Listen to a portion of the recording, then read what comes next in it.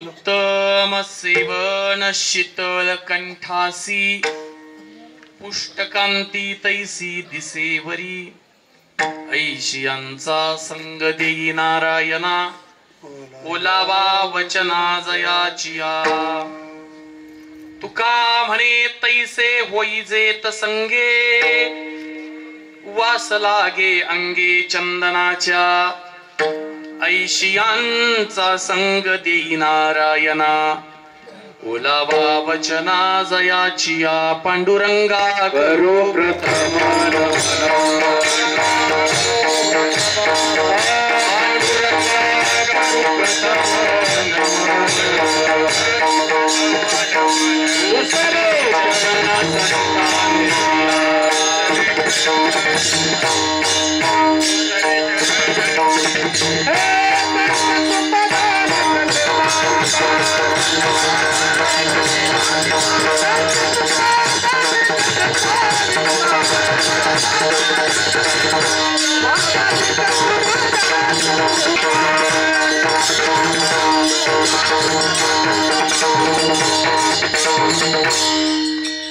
पांडुरंगा करू प्रथम नमन दुसरे चरणा संतांचिया त्यांच्या कृपादाने कथेचा विस्तारू बाबाजी सद्गुरु दास तुका नमो सद्गुरु तुकया ज्ञान दीपा नमो सद्गुरु सच्चिदानंद रूपा नमो सद्गुरु भक्त कल्याण मूर्ती नमो सद्गुरु भास्करा पूर्ण कीर्ती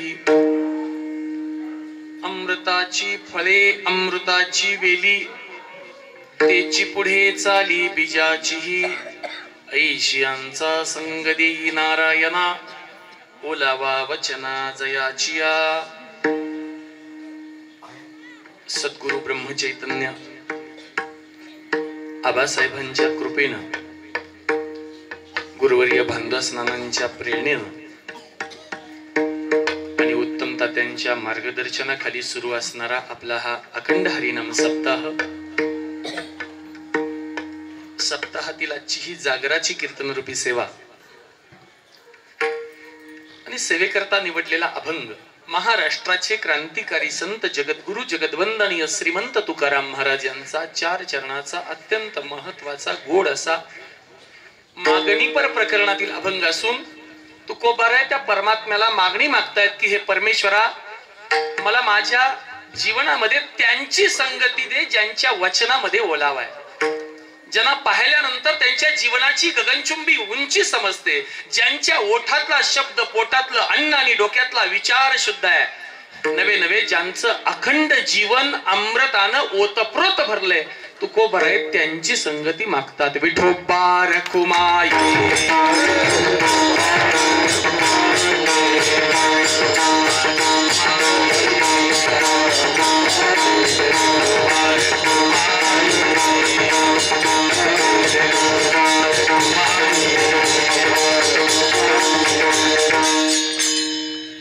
कीर्तनाला सुरुवात करण्यापूर्वी सर्वांना विनंती आहे, खाली पेविंग ब्लॉक आहेत, रुतत असेल त्रास होत असेल, पाय दुखत असतील तर पाय वाकडं करायला काही अडचण नाही. पाय दुखतील तर पाय वाकडं करा, फक्त थोबाड वाकडं करायचं. कीर्तनात बसताना असं आनंदात बसायचं जणू काय 1500 रुपयाचा हप्ता कालच जमा झालाय. आपलं एकुलतं एक लेकरू हरवलेलं पुन्हा जेव्हा मिळाल्यावर जेवढा आनंद आईला होतो, बालकाची वार्ता शुभ ऐके जेवी माता, त्या आईला जेवढा आनंद होतो ना तेवढा आनंद आपल्या चेहऱ्यावर असायला हवाय. आपल्या एकुलत्या एक पोराला बघायला पाहुले आल्यानंतर जसं आपण चेहऱ्यावर धावतो ना, आपण धावतो का चमच लोकांच्यात नांदल्यात? नाही दाखवत. प्लेटा तिसऱ्याच्या कधीच दाखवत नाही. हे सगळं साम्राज्य जणू काय आमच्या जहागिरीचं आहे असं चेहऱ्यावर जसं दाखवतो ना तसं असं समाधान फक्त 1 तासभर चेहऱ्यावर. कळू द्या कीर्तन नाही तर न कळू द्या, कळतंय असं दाखवायला काय अडचण आहे का? नाही. हा, त्यामुळे आनंदात बसायचं. या जगात कधी कुणावर काय मागायची वेळ येईल सांगता येत नाही. कुणी दान मागतं, कुणी भीक मागतं, कुणी कर्ज मागतं, कुणी उसनं मागतं, कोणी असल ते मागतं, कोण दिसल ते मागतं. लहान लेकरू दिसल ते मागतं. बाजारात जर लेकरू नेलं, देखिले ते दृष्टी घाले मागे घालोनिया मिठी. आपल्या बापाला ते मागतच, ते दिसल ते मागतं, त्याला लेकरू म्हणावं, आणि मागल ते देतो त्याला बाप म्हणावं. लक्षात ठेवा, बाप मागल ते देत असतो. आपल्या बापाच्या खिशात पैसे आहेत का नाही, बापाची ही वस्तू परिस्थिती घेण्याची आहे का नाही, याची जाण कधी त्या लेकराला नसते. त्याला फक्त एकच माहित असतं, एखादी गोष्ट आवडली की त्याच्याकडे बोट दाखवायचं. वाईट कशाचं वाटतं माहिती, आयुष्यभर लेकरू मागत राहतं, बाप देत राहतो, आणि आयुष्यभर देणाऱ्या बापाला ते लेकरू एक दिवस तुम्ही माझ्यासाठी काय केलं असा प्रश्न विचारताना, तेव्हा बापाच्या तळपायाची आग मस्तकाला जात असते. लक्षात ठेवा, बापाच्या जीवनातला सगळ्यात हलक्या दर्जाचा प्रश्न कुठला असेल तर हाय, तुम्ही माझ्यासाठी काय केलं. खर तर बापांना विनंती आहे, इथून पुढे क्लिप्स तयार करून ठेवा, आपल्या लेकरासाठी तुम्ही काय काय केले, म्हणजे त्याला डावरे तो व्हिडिओ म्हणता येते.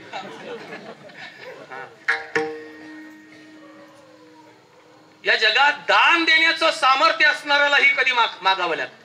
दाता मागे दान, जाय याचका शरण, ऐसी कोण वाही वेळ, हाती काळाच्या सकळ. काळाच्या हातात कोणाच्या नशिबात काय वेळ लिहिले सांगता येत नाही. देशाचा सम्राट जरी असला तर त्याला पण एक ना एक दिवस हात पसरावा लागतो. पण कधी कधी मागायचं कळत नाही. देवाला मागायचं कळालं नाही. देवाला महाभारताच्या युद्धामध्ये कर्ण युद्धभूमीवरती पडलाय, मरणासन्न अवस्थेत आहे, आणि त्या कर्णाला भेटायला अर्जुन आणि कृष्ण गेले. जेव्हा कृष्णाकडे मागायची वेळ आली तेव्हा कृष्णानं त्या कर्णाकडे काय मागावं, कर्ण भिडता समरंगणी, बाणी व्यापीला रणी, मागसी पाडून तेथे दात तयाचे. कर्णाचे दात पाडून मागितले. अरे ही मागायची वस्तू आहे का? जगाचा एवढा मोठा सम्राट पण द्रौपदीकडे काय मागितलं माहित आहे? एवढा जगदानी मागे तुझी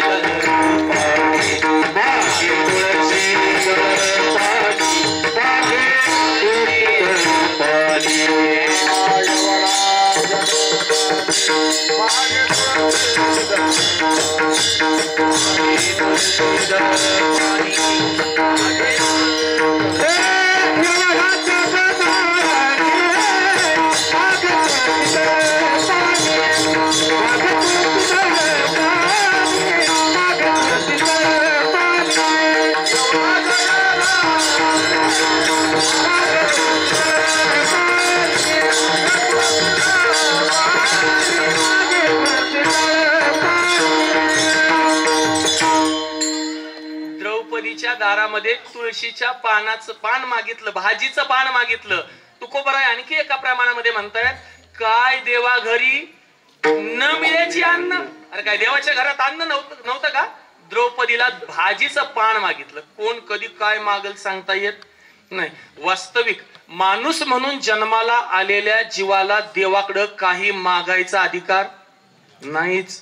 कारण त्यानं जेव्हा द्यायचं होतं ना, भरभरून दिलं. काय दिलं? दिली इंद्रिये, हातपाय कान, डोळे मुख बोलाया वचन, सीने तू जोडशी नारायण नाशी जीवपण भवरोग. अरे त्याची कृपा असते, आपल्याला कळत नाही. आपण आपल्या नशिबाला वाईट म्हणतो, पण तुम्ही किती नशीबवान आहे सांगू. कोरोनाच्या काळामध्ये तरणी ताटी गेली हो, पण आपल्याला मागं ठेवलं हे देवाचं कृपा आहे ना. मग आपण कधी म्हटलं देवा तुझी खूप मोठी कृपा आहे? हे बघा, कोरोनाच्या काळानंतर आपल्याला देवाने ठेवले. आता गडबड करायची नाही. आता पुढल्या वर्षी आपलं 50वं वर्ष आहे, तेव्हा 50वं वर्ष व्हायच्या आत कुणीही फुटूत जाऊन बसायची गडबड करायची नाही. एवढा सोहळा बघायचा, पुन्हा आनंदानं काय व्हायचंय ते होऊ द्या. हा, वास्तविक देवाकडे मागायचा अधिकारच नाही, तरी माणसाचा स्वभाव आहे. माणसाला किती जरी दिलं तरी पुरतंय का? अरे जगातली सगळी संपत्ती